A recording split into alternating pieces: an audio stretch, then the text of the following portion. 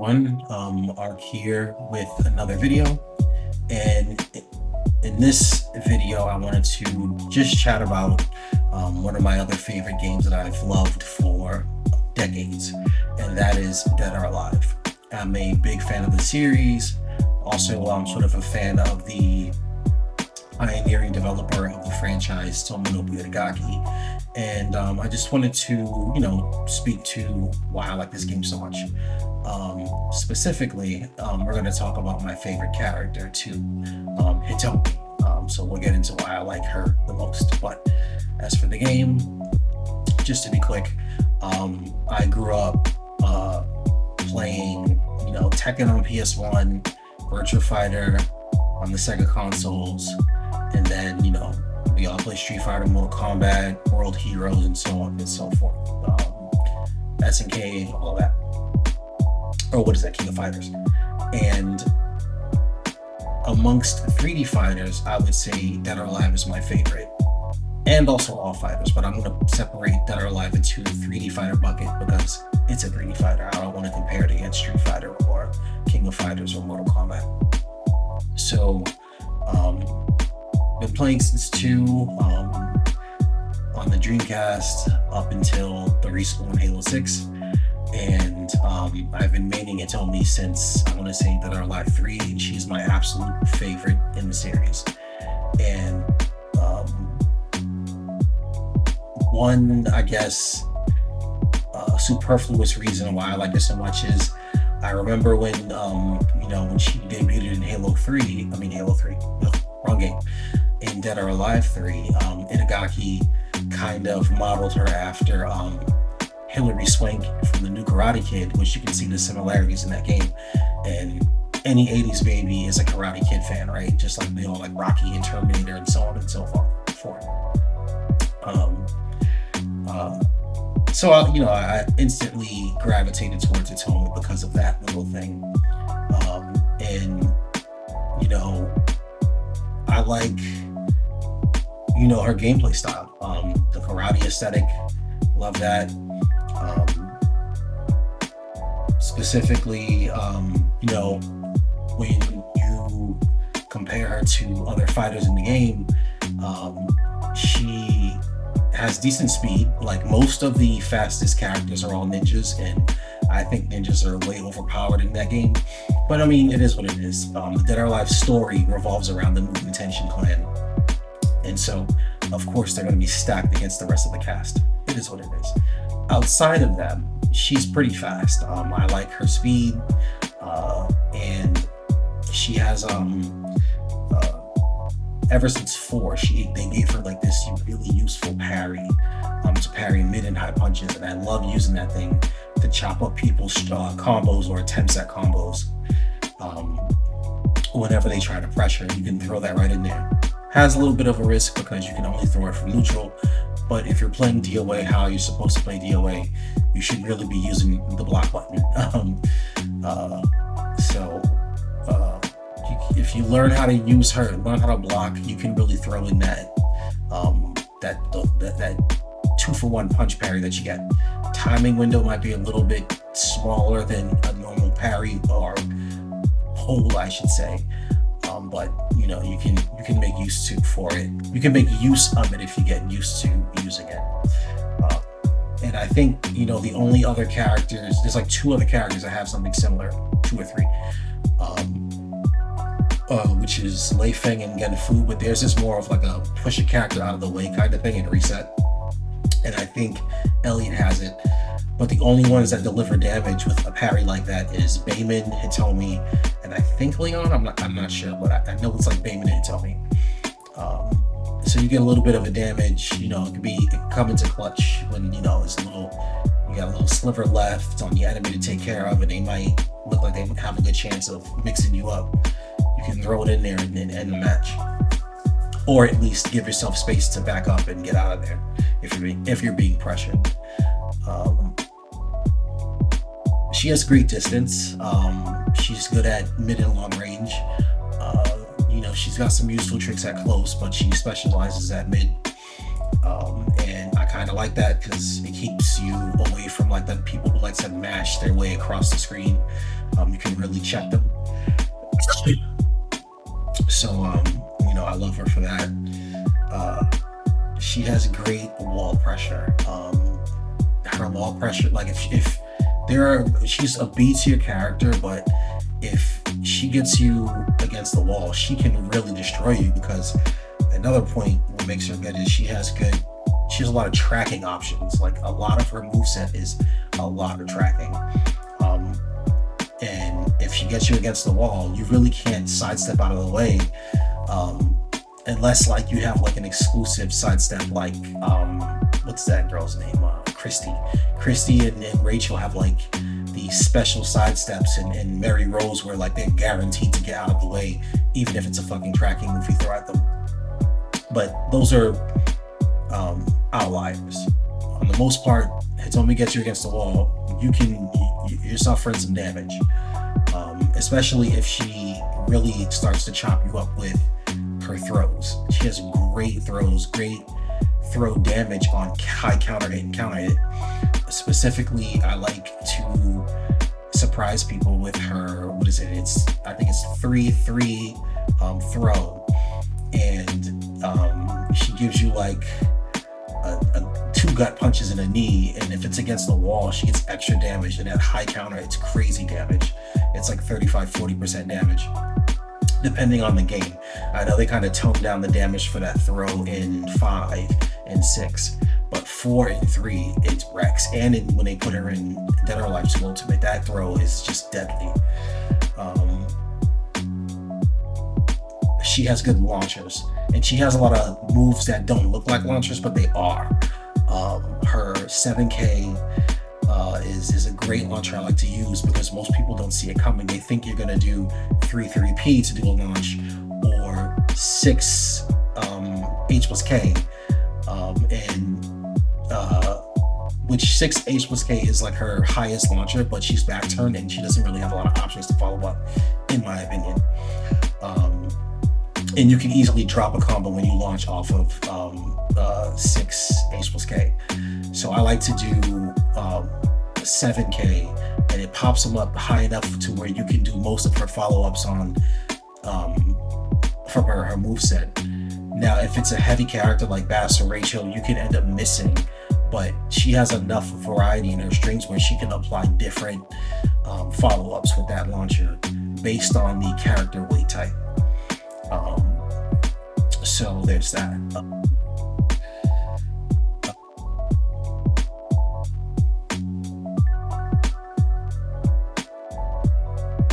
So, and if you see me looking down, I'm looking at a list of bullet points that I put together. So it's not, I'm just reading it to figure out which ones to filter through. The next point is she's a good challenge. Like I feel like how I said about the ninjas, they are very OP. Like Kasumi can get away with a lot of shit. So Hayabusa's on steroids. Ayane can get away with a lot of shit, and Hayate, him too. Like all the ninjas in the game, especially Momichi, I fucking hate that bitch. But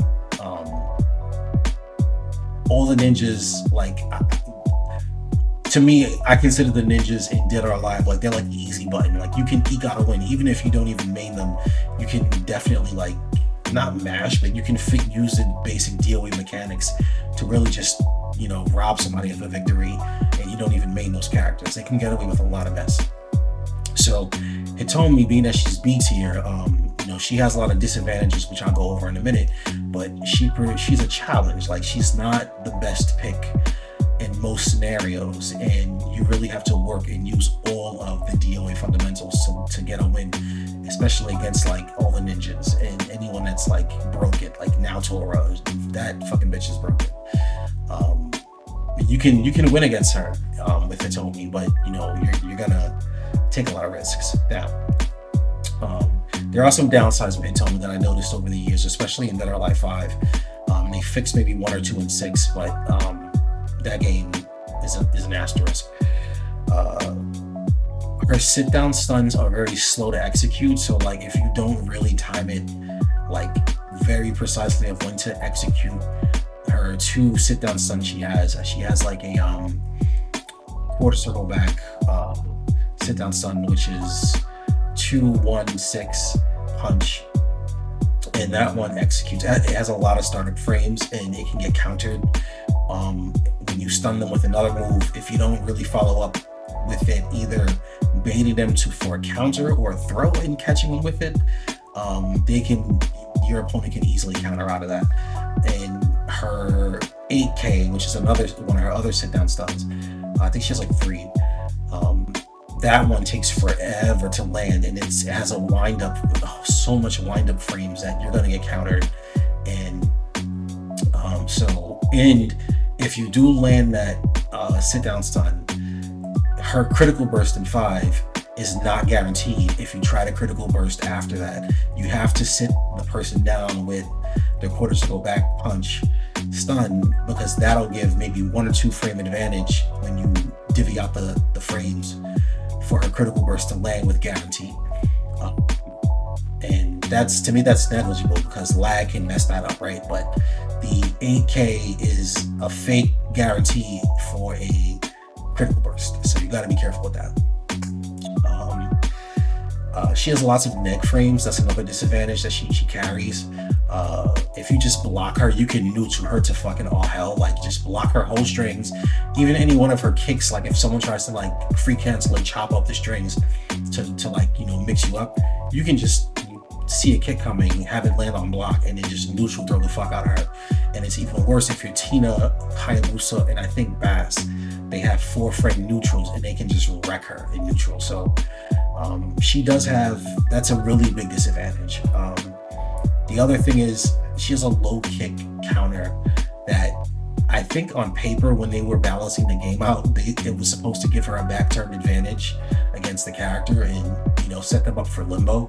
But in any of the games where limbo stuns are a thing, and it's not guaranteed, the person can block out of it, or they even have enough time to turn around and counter you if you try to do a limbo stun.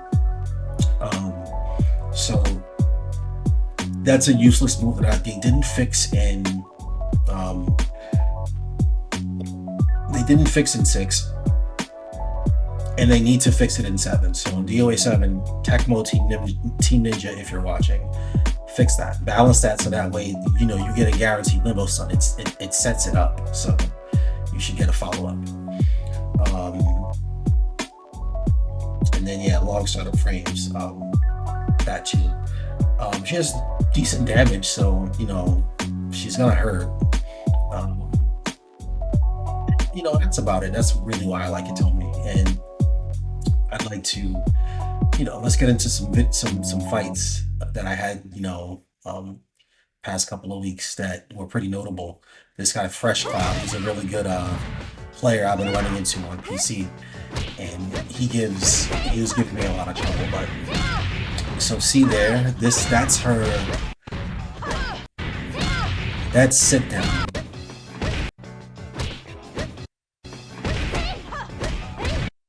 That was her, that axe kick.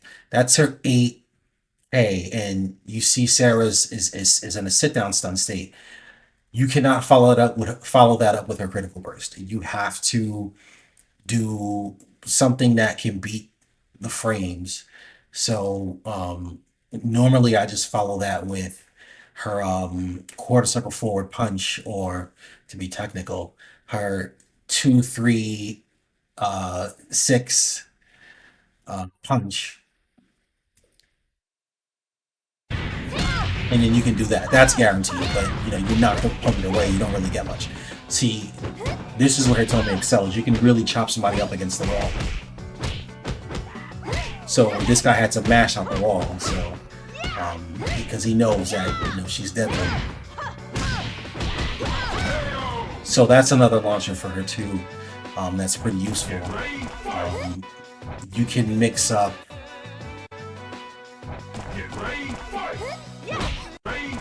See if I can catch it. You can really mix up.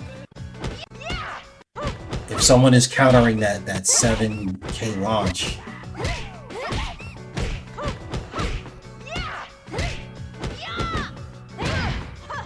right there. That's a mid kick launcher. Um,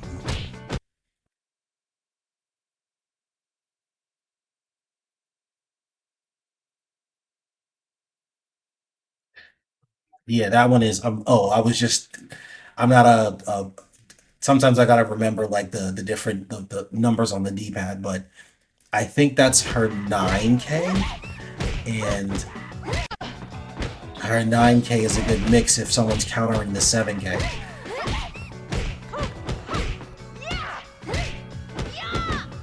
Stun, he counters, boom, catch him with the mid launch, dead. So I love setting people up like that where punished. I deserve that.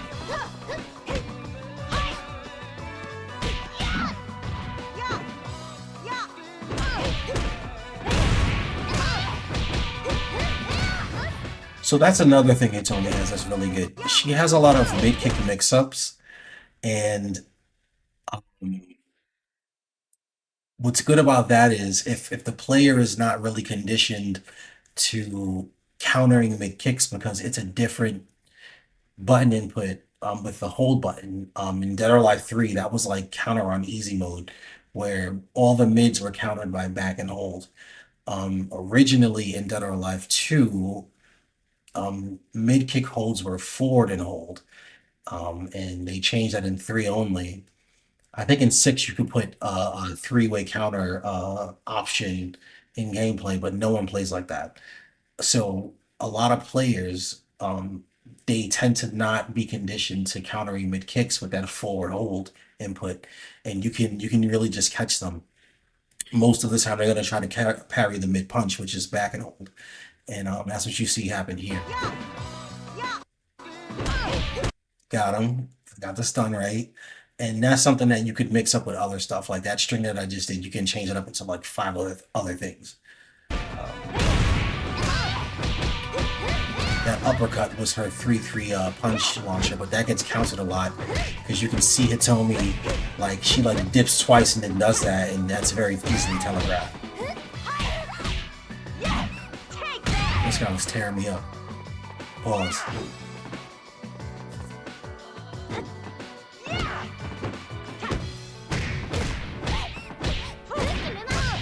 And that is my favorite counter in the entire game. So she also has expert holds, which I forgot to mention. And that's one of her expert holds that you press back forward hold. And this thing is a guaranteed launcher. It has counter hold damage, which is a little more than a regular launcher, even on regular hit. And so she can follow up and do like I want to say like 4 different combo strings with extensions, and some of it allowing her to get even Oki off the ground. So, or wake up, I should say.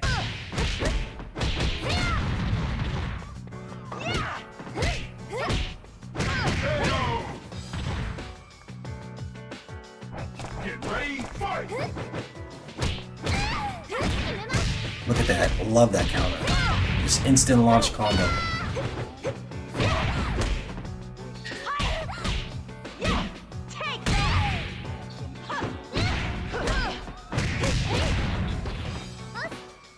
That's a good move. That's her 4P plus K, and if you charge that move up, first of all, it has evasive properties. That one. So you charge it up, and if you charge it up all the way, you're at like plus like 24, I think, on when you hit on block. So she can follow up with a lot of stuff, especially against the wall. That's how she opens you up against the wall. Um, has evasive properties, so if she's at a certain distance and you try to catch her with like a mid-range attack, that allows her to step out of the way and then come and bink you, um, even if you block. So that is a very dangerous move. Offset for that, it's a wind up and punch. So if you're patient, you can see it coming. You can either just back up, sidestep, or just flat out counter it. That move has like a certain glitch, and I'll show it in another video. But if you do 4 P plus K and charge it up at the right moment. If the person is on the ground and they do a wake up, you can override their wake up with that move. I've done it a lot on them. Alright, so I think he picks Rig in this one.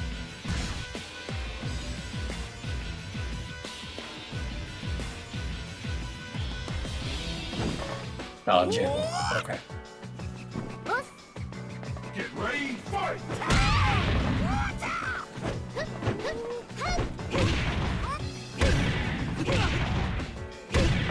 I love that that 6 throw, that knee that you see her get to the face. It's a good frame reset.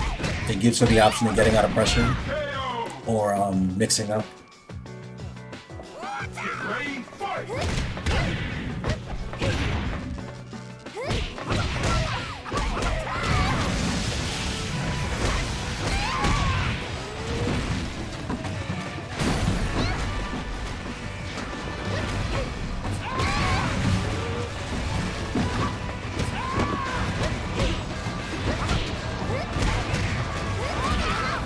That's her other expert hold.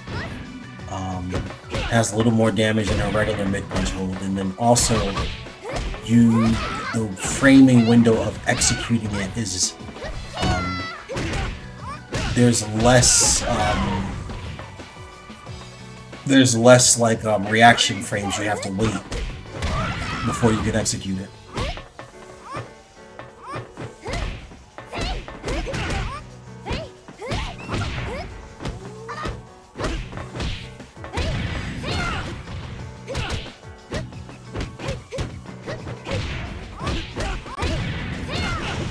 Go, AK. You gotta follow it up with something that's better. You have to give it that critical burst.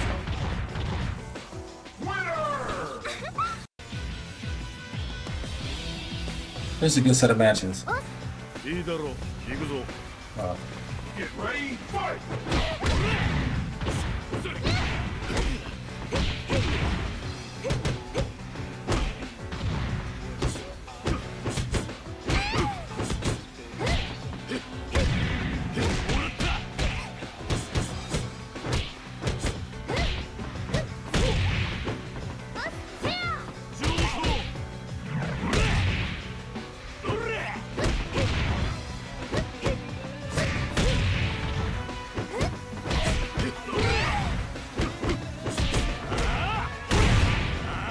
He would have had me right hand, but he messed up the follow-up.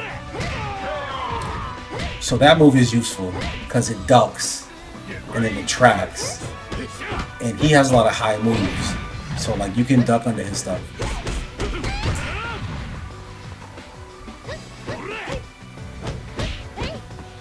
Look at that, see? He just threw me out of that mid kick, and that's the problem with her. You can block like any one of her kicks and just fucking throw her on neck fingers.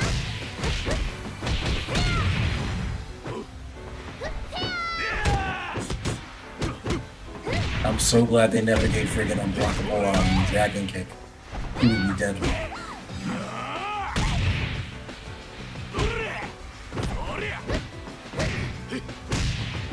No, man, it's your finish.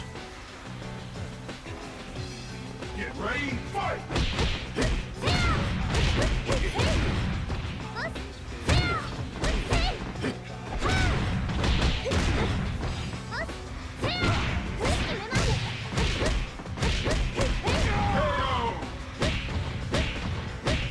So I know I'm overkilling, but there's certain people that I play with online. We kind of just do that to each other, so it's okay.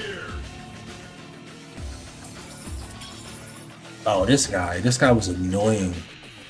First of all, he had mad lag, and then he fucking like he fucking lag spammed. But he got that ass whooping this match. Get ready, fight! Alright, so there, I did it right there. That side kick, that's her 7K launcher. So you put him in stun, boom, and it's pretty fast too. It's not slow like the other two launchers.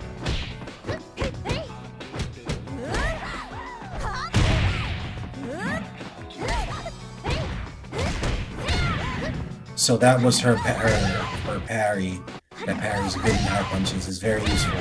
It makes the opponent scared to attack for like a split second. So see, like he blocked.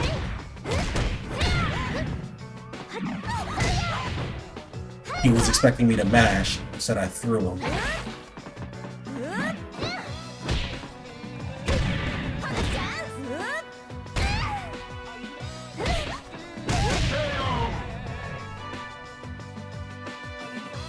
Get ready, fight!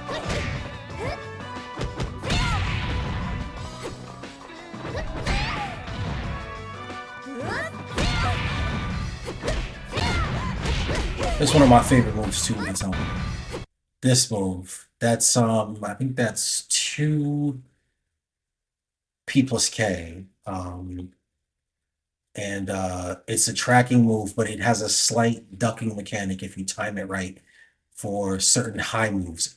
That move can duck Jan Lee's dragon kick, and I've done that a lot to people on like danger slopes where like they'll do a dragon kick and I do that, she evades, and they'll like fly off a slope. And it also is it's evasive in the right scenarios, but it can also be defensively offensive, in a sense that if a Jan Lee character or someone who has a flying kick and they do that, and I do that move at the same time, if I beat their frames, I can also hit them and hit them with a tracking move. If I don't beat their frames and I manage to time the duck right, um, I evade that attack. And if you do manage to evade a jumping kick or a high move with that maneuver, um, if they jump over you and they end up behind you, you can turn around faster than they can turn around because they have neg frames for the move that missed to execute before they can turn around and respond to you or get ready to defend. So that little mechanic can leave you at advantage with her.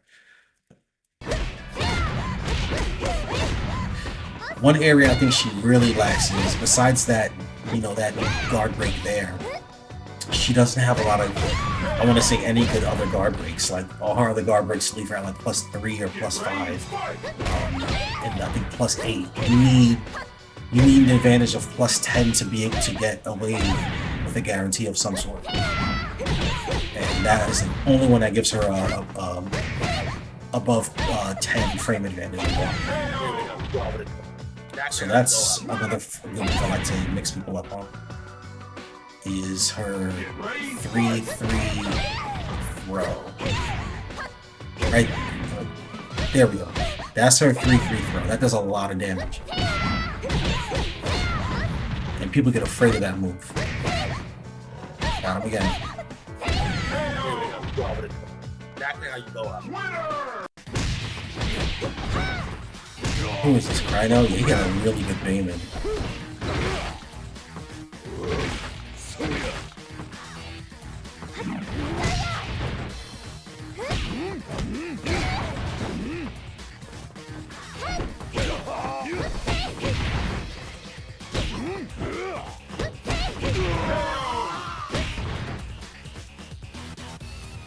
Get ready, fight!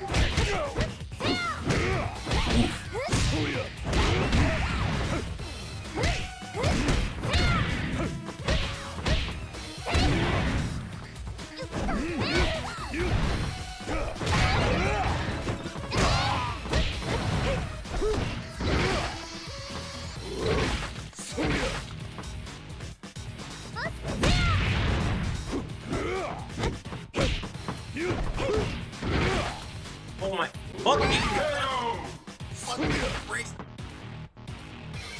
Get ready, fight! So this is one thing that she has that I like too. So when she does her forward parry, when she raises her elbow, right? She can either press punch or kick. In that place, In that scenario, I press punch, and she does that follow-up hit where if someone wants to throw you, you can really knock it back. Issue with that is if they block it, you're at supreme negative and they can just neutral you, or even do an advanced throw. Like you're gonna eat a lot of damage.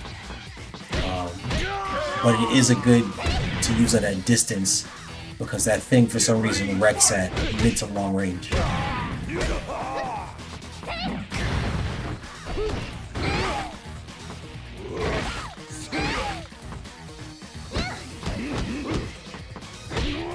That thing does a lot of damage on counter hit, and especially if you do it on a danger zone.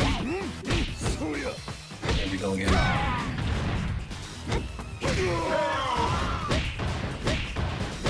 She has a lot of nice lows, but they don't, unless like you're on stun. Even on stun, they don't really give it that much.